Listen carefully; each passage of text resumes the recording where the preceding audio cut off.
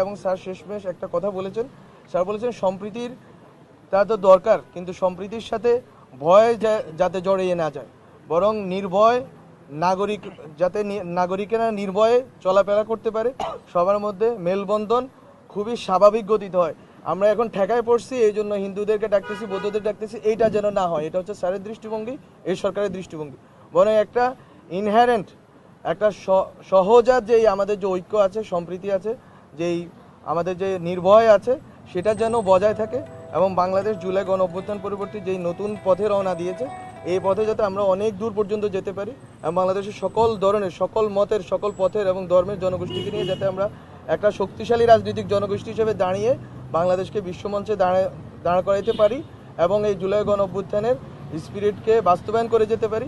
এই জন্য আমরা ওনাদের সমর্থন চেয়েছি, ওনারা অকুণ্ঠ চিত্তে আমাদেরকে সমর্থন দিয়েছেন এবং আমরা আশা করি বাংলাদেশ যে গতিতে এগোচ্ছে এবং যেভাবে ন্যাশনাল কনসেনসাস বিল্ড হচ্ছে, এইটা ভবিষ্যতে বাংলাদেশকে অনেক দূর এগিয়ে নিয়ে যাবে।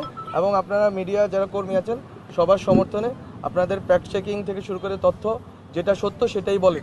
আমাদের গভর্নমেন্ট থেকে কোনো কিছু বলার দরকার নেই, আমরা কোনো প্রেস নোট দিচ্ছি না, বরং আপনারা তৃণমূলের যেখানেই ঘটনা ঘটে সত্যটা তুলে নিয়ে আসেন, আমরা তৎক্ষণাৎ ব্যবস্থা নিব, আইনি ব্যবস্থা নিব। আর আজকে বাংলাদেশের বৃহত্তর চারটা যে ধর্ম আছে, হিন্দু, বৌদ্ধ, খ্রিস্টান, মুসলিম, এই ধর্মাবলম্বীদেরকে আমরা ডেকেছি। ওনাদের বিশেষ করে ওনাদের যেটা হয় ইউজুয়ালি বাংলাদেশে ওনাদের কমিউনিটি লিডার অথবা পলিটিক্যাল লিডারদেরকে ডাকা হয়, কিন্তু আমরা আজকে চেষ্টা করেছি বেসিক্যালি ধর্মীয় নেতৃত্বকে ডাকার জন্য, তাদের সম্প্রদায়ে তাদের ন্যারেটিভ নির্মাণের বা তাদের বক্তব্য পৌঁছানোর যথাযথ উপায় আছে, যথাযথ ব্যবস্থা আছে।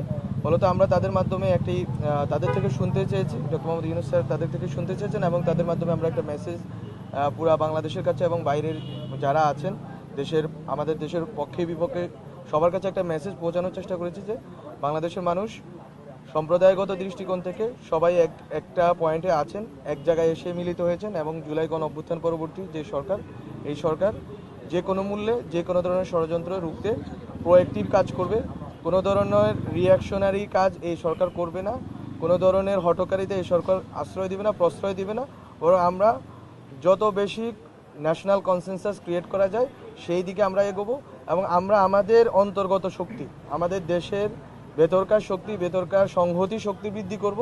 বাইরে যতই ষড়যন্ত্র হোক না কেন, আমরা যদি ভেতরে এই দেশের মধ্যে ঐক্যবদ্ধ থাকি রাজনৈতিকভাবে, সম্প্রদায়গত জায়গা থেকে এবং আরও অন্যান্য ক্ষেত্র বিশেষ আমরা যদি ঐক্যবদ্ধ থাকি, বাইরে যত অপপ্রচার চলুক বাংলাদেশ এগিয়ে যাবে।